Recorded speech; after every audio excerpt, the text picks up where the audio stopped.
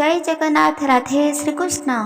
पंचुकरे करंतु नाही एही पांचटी भूल, नहले वर्ष सारा आपण जेते मध्य पूजा पाठ व्रत विधि एसबु कार्य करती ताहा क्षणकर नष्ट होई परिबो। कार्तिक मास सारार पुण्य मध्य नष्ट होई परिबो। सेथिपाई पंचुक मासरे बा पंचुकरे केबे भी करंतु नाही एही पांचटी भूल, नहले सदा सर्वदा मने रखंतु निज जीवन रे जेते मध्य धन को अर्जन करिथिबो ताहा क्षणकर नष्ट होई परिबो। जेते मध्य दुख कष्ट रोग अभाव रहिछि सबु किछि आपनकु प्राप्त हेबो। एही सबुठारु आपण मानकु निहाती भावरे जानिबाकु पड़िबो। पंचुक हेउछि पुण्यर मास। माँ वृंदावती तुलसी माँ को विधि रे पूजा करा जाए। सेथिपाई तो एही पंचुकरे जदि आपण माने माँ वृंदावती तुलसी माँ को एही दुईटी जिनिष अर्पण करती ताहा कौनसी भी स्त्री जीवन रे विधवा जोग आसी न थाए। ए दुईटी कथा गोटे भिडियो रे निहाती भावरे शिखंतु। आपणकर भाग्य निश्चित भावरे बदली पारिबो। जेते मध्य दुख कष्ट रोग अभाव रहिछि ताहा क्षणकर नष्ट हेबो। एही पंचुक को आपण माने हाथ छड़ा बिल्कुल भी मध्य करंतु नाही। पंचुक हेउछि एक महान मास जेमिति पुण्य 5 गुण रे अधिक प्राप्त होइथाए। आपण मने रखंतु आमे जानि परिबा पद्म पुराण रु प्रकृत सत्यता। पंचुकरे जे कौनसी व्यक्ति जदि एपरी 5टी भूल करती तांका जीवन रे केबे भी धन संपत्ति को प्राप्त करि न थांती, बरं माँ लक्ष्मी क्रोधित होई तांका घर छाड़ी चली जाती। तांका घरे दरिद्रता दुख कष्ट रोग अभाव आसी थाए, नकारात्मक शक्ति आसी थाए, अलक्ष्मी मध्य आसी थाए। सेथिपाई आपण माने निहाती भावरे मने रखंतु एही पंचुकरे 5टी भूल करंतु नाही जहाँकि पद्म पुराण रे उल्लेख अछि। माँ वृंदावती तुलसी माँ को एही दुईटी जिनिष अर्पण करंतु जहाँ भी मध्य पद्म पुराण रे उल्लेख अछि। चलंतु जानिबा प्रकृत सत्यता। आपणकर जीवन प्रकृत रे क्षणकर नष्ट हेबो नाही जदि आपण संपूर्ण कथा श्रवण करती। सेथिपाई समय निहाती भावरे टिके देई सुनंतु आ सबु किछि विपदरु उद्धार हुअंतु। चलंतु जानिबा पद्म पुराण रु प्रकृत सत्यता।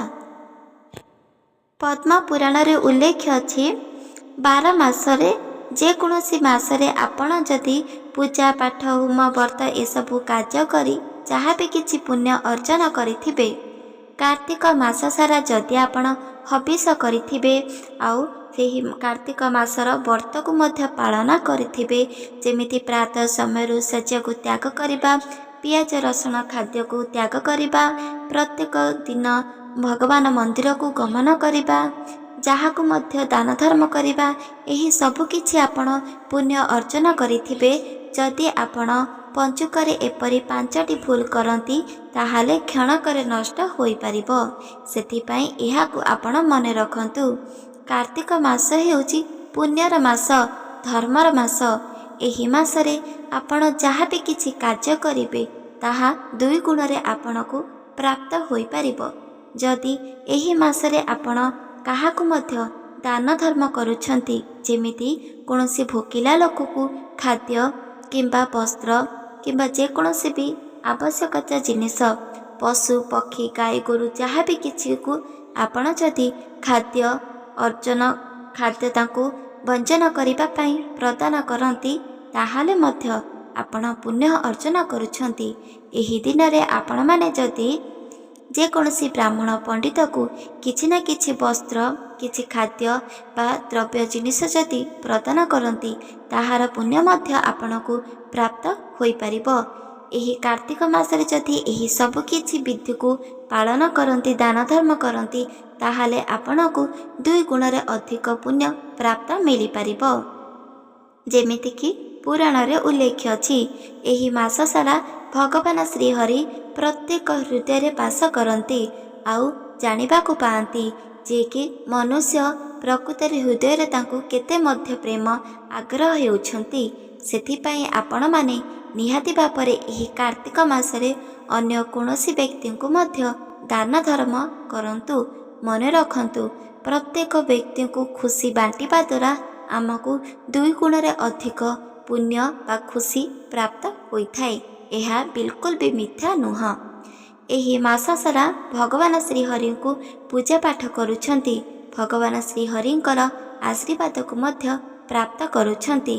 ଏହି ମାସରେ ଆପଣ ଯଦି କିଛି ପାପ କର୍ମ କରିବେ ତାହେଲେ ମଧ୍ୟ ଆପଣଙ୍କୁ 2 ଗୁଣରେ ଅଧିକ ପାପର ଦଣ୍ଡ ଭୋଗିବାକୁ ପଡ଼ିବ। ଆଉ ଯଦି କାର୍ତ୍ତିକ ମାସରେ ଏପରି ପାପ କରୁଛନ୍ତି ତାହେଲେ 5 ଗୁଣରେ ଅଧିକ ପାପର ଦଣ୍ଡ ଆପଣଙ୍କୁ ଭୋଗିବାକୁ ପଡ଼ିବ। ଏହାର ଦଣ୍ଡ ଆପଣଙ୍କୁ ନିହାତି ଭାବରେ ଆଉ ଆପଣ ପରିବାରଙ୍କୁ ମଧ୍ୟ ଭୋଗିବାକୁ ପଡ଼ିବ, ଯାହାକି ବିଲକୁଲ ବି ମିଥ୍ୟା ନୁହଁ। ଏହାକୁ ନିଷ୍ଠାର ସହିତ ବିଶ୍ୱାସ କରନ୍ତୁ। ଏବେ ମନେ ରଖନ୍ତୁ, କାର୍ତ୍ତିକ ମାସ ପୁଣ୍ୟର ମାସ। ସେଥିପାଇଁ ଚେଷ୍ଟା କରନ୍ତୁ କି ପ୍ରାତଃ ସମୟରୁ ଶଯ୍ୟାକୁ ତ୍ୟାଗ କରିବା ପାଇଁ, ଭଗବାନ ଶ୍ରୀହରିଙ୍କୁ ପୂଜା କରିବା ପାଇଁ। ଯଦି ଆପଣ 12 ମାସ ଯାକ କାର୍ତ୍ତିକ ମାସ ହେଉ ବା ଯେକୌଣସି ମାସ ହେଉ ପ୍ରାତଃ ସମୟରୁ ଶଯ୍ୟାକୁ ତ୍ୟାଗ କରିପାରୁନାହାନ୍ତି, ଯଦି କାର୍ତ୍ତିକ ମାସ ସାରା ମଧ୍ୟ ଶଯ୍ୟାକୁ ତ୍ୟାଗ କରିପାରୁନାହାନ୍ତି, ବ୍ରହ୍ମ ମୁହୂର୍ତ୍ତରୁ ଉଠି ସ୍ନାନ କର୍ମ ସାରି ପାରୁନାହାନ୍ତି, ତାହେଲେ ଏହି ପଞ୍ଚୁକରେ ନିହାତି ଭାବରେ ପ୍ରାତଃ ସମୟରୁ ଶଯ୍ୟାକୁ ତ୍ୟାଗ କରନ୍ତୁ। ବ୍ରହ୍ମ ମୁହୂର୍ତ୍ତରୁ ଉଠନ୍ତୁ, ସୂର୍ଯ୍ୟନାରାୟଣକୁ ଜଳ ଅର୍ପଣ କରନ୍ତୁ। ଏହାର ପୁଣ୍ୟ ଆପଣଙ୍କୁ ନିହାତି ଭାବରେ ପ୍ରାପ୍ତ ମିଳିପାରିବ। ଚାଲନ୍ତୁ ଜାଣିବା, ସ୍କନ୍ଦ ପୁରାଣରେ ମଧ୍ୟ ଉଲ୍ଲେଖ ଅଛି ଏକ ସୁନ୍ଦର ତଥ୍ୟ, ଯାହାକି ପ୍ରତ୍ୟେକ ବ୍ୟକ୍ତି ଜାଣିବା ଅତ୍ୟଧିକ ଜରୁରୀ ଅଟେ। ଯେକୌଣସି ଘରର ଯେକୌଣସି ବ୍ୟକ୍ତି ଯଦି ମଙ୍ଗଳ କାମନା କରିବା ପାଇଁ ଭଗବାନ ଶ୍ରୀହରିଙ୍କୁ ଏହି କାର୍ତ୍ତିକ ମାସରେ ପୂଜା କରନ୍ତି, ତାହେଲେ ତାଙ୍କ ପରିବାର ଲୋକମାନେ ମଧ୍ୟ ବହୁତ ଖୁସିରେ ରହିଥାନ୍ତି। ସେଥିପାଇଁ ତ କୁହାଯାଉଛି, ଏହି ପଞ୍ଚୁକରେ ଏହି 5ଟି ଭୁଲ ଠାରୁ ସଦାସର୍ବଦା ଆପଣଙ୍କୁ ଦୂରେଇ ରହିବାକୁ ପଡ଼ିବ। ତାଦ୍ୱାରା ଭଗବାନ ଶ୍ରୀହରିଙ୍କର ଆଶୀର୍ବାଦ ମଧ୍ୟ ଆପଣଙ୍କୁ ପ୍ରାପ୍ତ ମିଳିପାରିବ।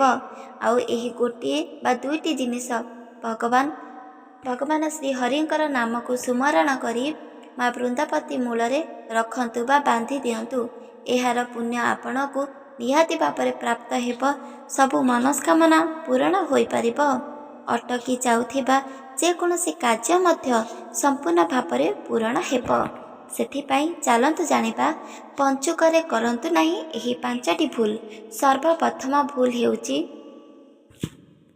ପ୍ରତ୍ୟେକ ବ୍ୟକ୍ତି କହୁଛନ୍ତି କି ପଞ୍ଚୁକରେ ପିଆଜ ରସୁଣ ଜାତୀୟ ଖାଦ୍ୟ, ଆମିଷ ଜାତୀୟ ଖାଦ୍ୟକୁ ତ୍ୟାଗ କରିବାକୁ ପଡ଼ିବ। ତାହେଲେ ପଞ୍ଚୁକ ବ୍ରତ ନିଷ୍ଠାର ସହିତ ଭକ୍ତିର ସହିତ ପାଳନ କରିପାରିବ। ଏହା ସମ୍ପୂର୍ଣ୍ଣ ଭାବରେ ମିଥ୍ୟା ଅଟେ। ଆପଣମାନେ ତ ପିଆଜ ରସୁଣ ଆମିଷକୁ ଭକ୍ଷଣ କରୁନାହାନ୍ତି, ଭକ୍ତିର ସହିତ ଭଗବାନଙ୍କୁ ପୂଜା ଆରାଧନା କରନ୍ତି। କିନ୍ତୁ ମନେ ରଖନ୍ତି, ପଞ୍ଚୁକରେ କେବଳ ଏସବୁ ଜିନିଷ ଛାଡ଼ି ଭଗବାନ ଶ୍ରୀହରିଙ୍କୁ ପ୍ରାପ୍ତ କରିହେବ ନାହିଁ, ବରଂ ଏ ଜିନିଷ ସାଥିରେ ମଧ୍ୟ ହିଂସା, ଗର୍ବ, ମୋହ, ଅହଙ୍କାରକୁ ମଧ୍ୟ ତ୍ୟାଗ କରିବାକୁ ପଡ଼ିବ। କିଛି ବ୍ୟକ୍ତି ଅଛନ୍ତି, ସେମାନେ ପିଆଜ ରସୁଣକୁ ତ୍ୟାଗ କରନ୍ତି ସତ, କିନ୍ତୁ ପ୍ରତ୍ୟେକ ବ୍ୟକ୍ତିଙ୍କୁ ଦେଖିବା କ୍ଷଣି ହିଂସା, ଗର୍ବ, ମୋହ, ଅହଙ୍କାର କରନ୍ତି। ଯଦି କାହା ପାଖରେ ଯଦି କିଛି ଅଧିକରୁ ଧନ ରହିଛି କିମ୍ବା ଦେଖିବାକୁ ଅତ୍ୟଧିକ ସୁନ୍ଦର, ତାହେଲେ ସେମାନେ ଗର୍ବ ଅହଙ୍କାର କରନ୍ତି। କିନ୍ତୁ ମନେ ରଖନ୍ତୁ, କୁହାଯାଉଛି କି ଧନ କେବେ ବି ସ୍ଥିରସ୍ଥାୟୀ ନୁହେଁ, ଠିକ୍ ସେପରିକା ଯୌବନ ମଧ୍ୟ ସ୍ଥିରସ୍ଥାୟୀ ନୁହଁ। ସେଥିପାଇଁ କେବେ ବି ନିଜକୁ ଗର୍ବ ଅହଙ୍କାର କରନ୍ତୁ ନାହିଁ। ମନେ ରଖନ୍ତୁ, ଆଜି ଅଛି ତ କାଲି ଚାଲିଯିବ। ତାହେଲେ ଏହି ଗର୍ବ ଅହଙ୍କାର କରି କୌଣସି ଲାଭ ନାହିଁ। ଏହା କରିବା ଦ୍ୱାରା ଭଗବାନ ମଧ୍ୟ ସଜ୍ଜା କରିପାରନ୍ତି ନାହିଁ। ଯେମିତିକା ଶାସ୍ତ୍ରରେ ଉଲ୍ଲେଖ ଅଛି, ଆପଣ ଯଦି ପୂଜା ପାଠ, ହୋମ, ବ୍ରତ, ଉପବାସ ନ କରିପାରୁଛନ୍ତି, ତଥାପି ଭଗବାନଙ୍କର ଆଶୀର୍ବାଦ ଆପଣଙ୍କ ଉପରେ ସଦାସର୍ବଦା ରହିପାରିବ। ଯଦି ଆପଣଙ୍କ ମନରୁ, ହୃଦୟରୁ ସବୁଦିନ ପାଇଁ ତ୍ୟାଗ କରନ୍ତି ଏହି ଗର୍ବ, ଅହଙ୍କାର, ମୋହ, ହିଂସା ସବୁକିଛିକୁ ଯଦି ତ୍ୟାଗ କରନ୍ତି, ତାହେଲେ ଭଗବାନ ଆପଣଙ୍କୁ ନିଜ ଅନ୍ତରରୁ ଭଲ ମଧ୍ୟ ପାଆନ୍ତି। ଏବେ ମନେ ରଖନ୍ତୁ, ଏହି ଗୋଟିଏ ଜିନିଷ ନିଷ୍ଠାର ସହିତ ମନେ ରଖିବେ, ଯିଏକି ହିଂସା, ଗର୍ବ, ମୋହ, ଅହଙ୍କାର କେବେ ବି ପଞ୍ଚୁକରେ କରନ୍ତୁ ନାହିଁ। ଏହା କରିବା ଦ୍ୱାରା କେତେ ମଧ୍ୟ ବ୍ରତ ଉପବାସ ପୂଜା କରନ୍ତୁ ନା କାହିଁକି କ୍ଷଣକରେ ନଷ୍ଟ ହୋଇପାରିବ। ଏବେ ଚାଲନ୍ତୁ ଜାଣିବା ଦ୍ୱିତୀୟ କଥା ମଧ୍ୟ ଆପଣ ମନେ ରଖନ୍ତୁ, ଯାହା ମନେ ରଖିବା ଦ୍ୱାରା ବହୁତ କିଛି ଅପାର ଧନ ସମ୍ପତ୍ତି ମଧ୍ୟ ପ୍ରାପ୍ତ ହୋଇଥାଏ। ଦ୍ୱିତୀୟ ଭୁଲ ହେଉଛି, ଯେକୌଣସି ବ୍ୟକ୍ତି ଏହି କାର୍ତ୍ତିକ ମାସ ସାରା ବା ପଞ୍ଚୁକରେ ଯଦି ଆପଣଙ୍କ ଭୁବନକୁ ଯଦି କୌଣସି ଭିକ୍ଷୁକ ବା କୌଣସି ପଶୁପକ୍ଷୀ କିମ୍ବା ଯେକୌଣସି ବ୍ୟକ୍ତି ଆପଣଙ୍କ ଭୁବନକୁ ଆସନ୍ତି, ତାହେଲେ ତାକୁ ଖାଲି ହାତରେ କେବେ ବି ନିଜ ଭୁବନରୁ ଫେରସ୍ତ କରନ୍ତୁ ନାହିଁ। ଆପଣ ତାକୁ କିଛି ନା କିଛି ନିଶ୍ଚିତ ଭାବରେ ଦିଅନ୍ତୁ। ଏହା କରିବା ଦ୍ୱାରା ଆପଣଙ୍କ ଜୀବନରେ କେବେ ବି ଅନ୍ନର ଅଭାବ ଦେଖାଦେବ ନାହିଁ। ଆପଣଙ୍କ ଭୁବନକୁ ଯଦି କୌଣସି ଭିକ୍ଷୁକ ଆସିଛି, ଆପଣ ତାକୁ କୌଣସି ବସ୍ତ୍ର, କୌଣସି ଖାଦ୍ୟ ନହେଲେ କୌଣସି ଅର୍ଥ, ଆପଣଙ୍କ ପାଖରେ ଯାହା ବି କିଛି ଅଛି ଆପଣ ତାକୁ ନିହାତି ଭାବରେ ଦିଅନ୍ତୁ। ଆଉ କୌଣସି ଯଦି ପଶୁ ପକ୍ଷୀ ଆସିଛନ୍ତି ତାହେଲେ ତାଙ୍କୁ ଖାଦ୍ୟ ମଧ୍ୟ ନିହାତି ଭାବରେ ଦିଅନ୍ତୁ। କେବେ ବି ଖାଲି ହାତରେ କାହାକୁ ମଧ୍ୟ ଫେରସ୍ତ କରନ୍ତୁ ନାହିଁ। ଯଦି ପଞ୍ଚୁକରେ ଆପଣଙ୍କ ଘରକୁ ଆସିଥିବା ଯେକୌଣସି ବ୍ୟକ୍ତି ଯଦି ଖାଲି ହାତରେ ଯାଆନ୍ତି, ତାହେଲେ ତାଙ୍କର କୁପଦୃଷ୍ଟି ଆପଣଙ୍କୁ ପ୍ରାପ୍ତ ହେବ। ତାଦ୍ୱାରା ଯେତେ ମଧ୍ୟ ଅର୍ଜନ କରିଥିବା ପୁଣ୍ୟ କ୍ଷଣକରେ ନଷ୍ଟ ହେବ, ଆଉ ସବୁକିଛି ପାପର ଦଣ୍ଡ ଆପଣମାନଙ୍କୁ ଭୋଗିବାକୁ ପଡ଼ିବ। ସେଥିପାଇଁ ଏହି ଦ୍ୱିତୀୟ ଭୁଲ ଆପଣ କେବେ ବି କରନ୍ତୁ ନାହିଁ। ଏବେ ଚାଲନ୍ତୁ ଜାଣିବା ତୃତୀୟ ଭୁଲ।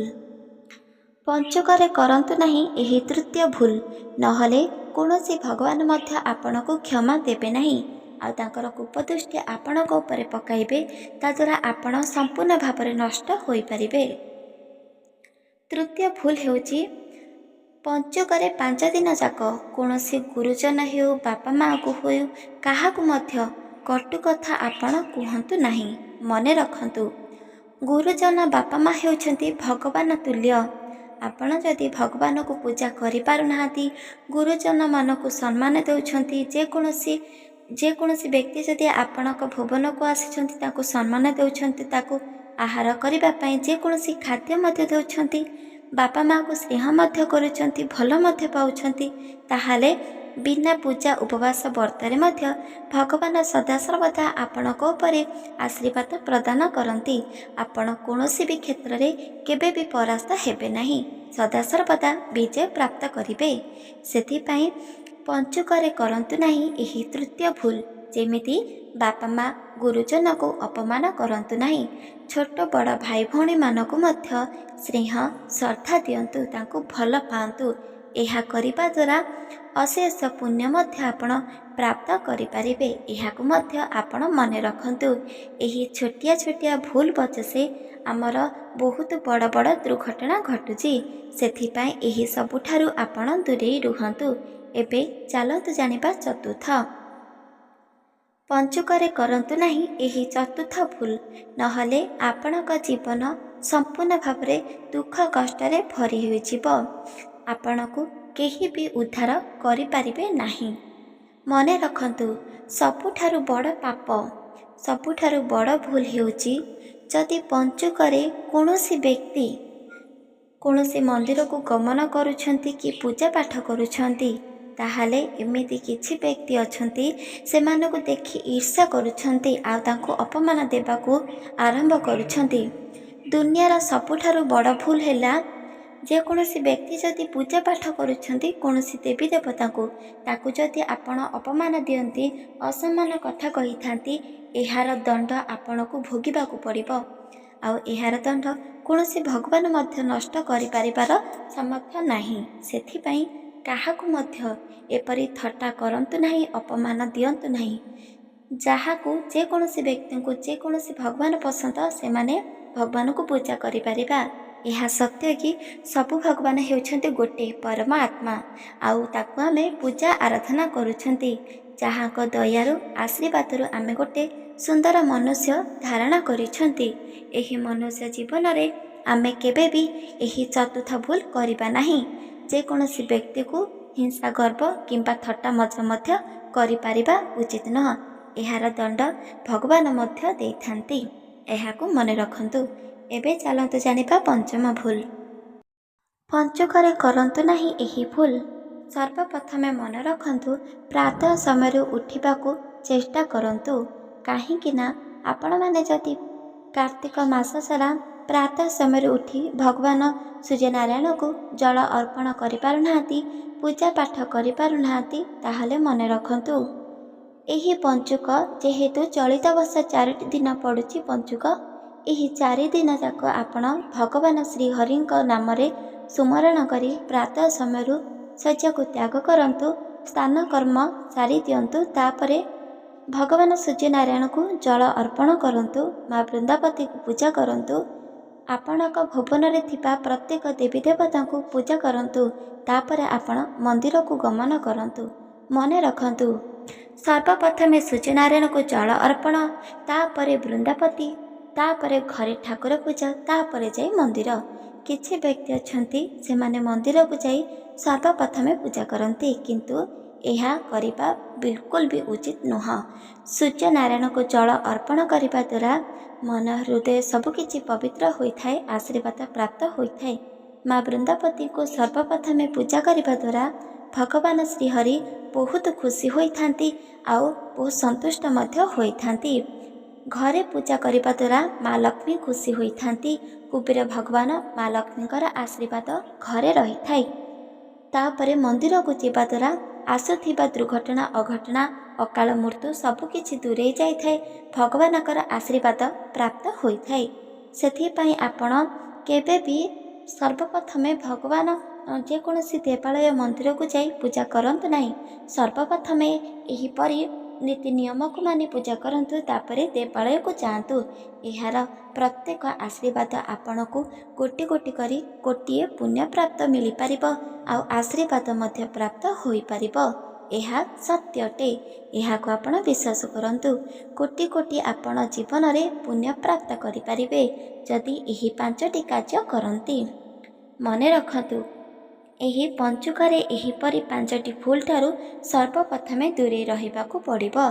ताद्वारा कोटि कोटि जीवन रे पुण्य मध्य प्राप्त करि पारिबे। एबे चलंतु जानिबा माँ वृंदावती तुलसी माँ पाखरे क्यों 2टी जिनिस अर्पण करिवे, ताहाले कोनोसी स्त्रीଙ୍କ जीवन रे विधवा जोग आसी न थाए। चलंतु जानिबा कार्तिक मास सारा जेमिति भगवान श्री हरि को पूजा करा जाए, ठीक से फरिका माँ वृंदावती तुलसी माँ को मध्य पूजा करा जाए। मान्यता अनुसार शास्त्र रे मध्य उल्लेख अछि एही मास सारा पुण्यर मास केवल माँ वृंदावतींकर आशीर्वाद चमत्कार अपार रही थाए। सेही कारणरू कार्तिक मासरे पूजा करने द्वारा बहुत पुण्य प्राप्त होइथाए।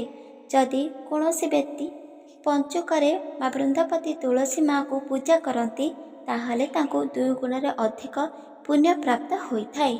काहींकिना एहार प्रकृत कारण हेउछि माँ वृंदावती तुलसी माँ बहुत जन्म नेउथिले आ मृत्युवरण मध्य करुथिले।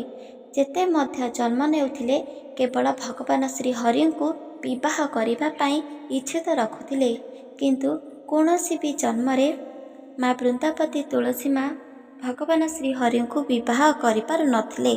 एहार कारण हेउछि माँ का द्वारा एमिति किछि भूल हेउथिला, सेथिपई ताके भगवान श्री हरि को विवाह करि पारु नथिले।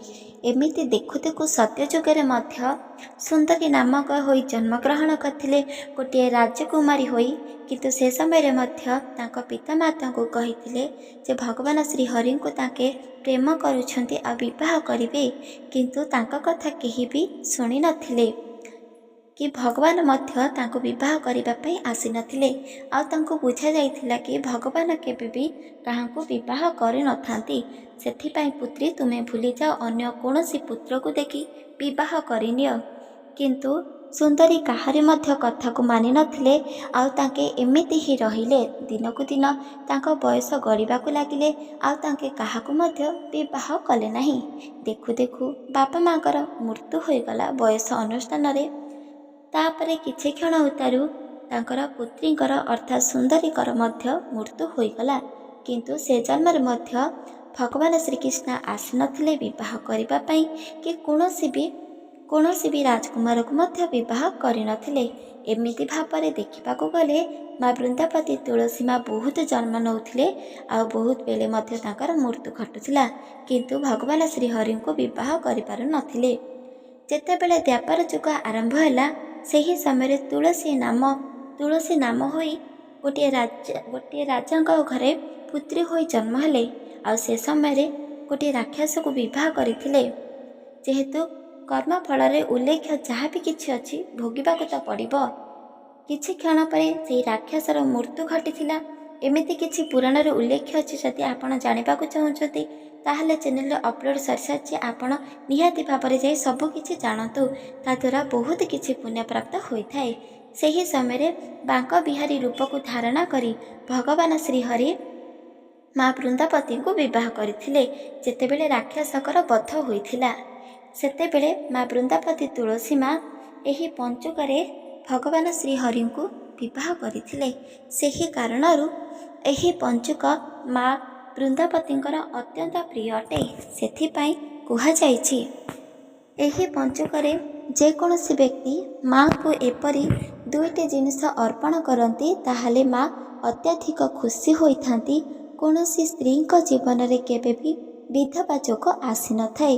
ଏକଥାକୁ ଆପଣ ହାତଛଡ଼ା କେବେ ବି କରନ୍ତୁ ନାହିଁ। କାହିଁକି ନା କାର୍ତ୍ତିକ ମାସ ହେଉଛି ପୁଣ୍ୟର ମାସ, ଆଉ ପଞ୍ଚୁକ ହେଉଛି ତାଠାରୁ ଅଧିକ ପୁଣ୍ୟର ମାସ।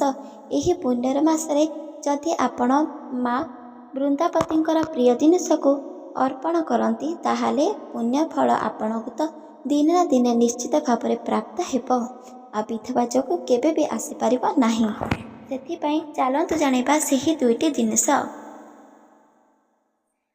ମା ବୃନ୍ଦାବତୀ ତୁଳସୀ ମାଙ୍କର ସିନ୍ଦୁର, ଲାଲ ହୋଇଥିବା ସିନ୍ଦୁର ଅତ୍ୟଧିକ ପ୍ରିୟ। ଏହି ସିନ୍ଦୁରକୁ ଯେକୌଣସି ବି ସଧବା ନାରୀ ଯଦି ବା କୁମାରୀ କନ୍ୟା ଯଦି ମା ବୃନ୍ଦାବତୀଙ୍କୁ ଅର୍ପଣ କରନ୍ତି, ଲାଗି କରାନ୍ତି, ତାହେଲେ ତାଙ୍କ ଜୀବନରେ କେବେ ବି ବିଧବା ଯୋଗ ଆସିନଥାଏ। ସେଥିପାଇଁ ଏ କଥାକୁ ମନେ ରଖନ୍ତୁ। ମାଙ୍କୁ ସିନ୍ଦୁର ଅର୍ପଣ କରନ୍ତୁ, ନିହାତି ଭାବରେ କରନ୍ତୁ। ଏହା କରିବା ଦ୍ୱାରା ପୁଣ୍ୟ ନିଶ୍ଚିତ ଭାବରେ ଆପଣଙ୍କୁ ପ୍ରାପ୍ତ ହେବ। ଏ କଥାକୁ ମନେ ରଖନ୍ତୁ, ଯେତେବେଳେ ମା ଅତ୍ୟଧିକ କ୍ରୋଧିତ ହୋଇଥାନ୍ତି, ରୁଷ୍ଟ ହୋଇଥାନ୍ତି, ସେତେବେଳେ ଭଗବାନ ଶ୍ରୀହରି ତାଙ୍କୁ ଲାଲ ହୋଇଥିବା ସିନ୍ଦୁର ଦେଉଥିଲେ, ଅର୍ପଣ କରୁଥିଲେ, ତାଙ୍କୁ ଲାଗି କରାଉଥିଲେ। ତାଦ୍ୱାରା ମା ବୃନ୍ଦାବତୀ ବହୁତ ଖୁସି ହେଉଥିଲେ, ଆଉ ଆଶୀର୍ବାଦ ମଧ୍ୟ ପ୍ରଦାନ ହେଉଥିଲା।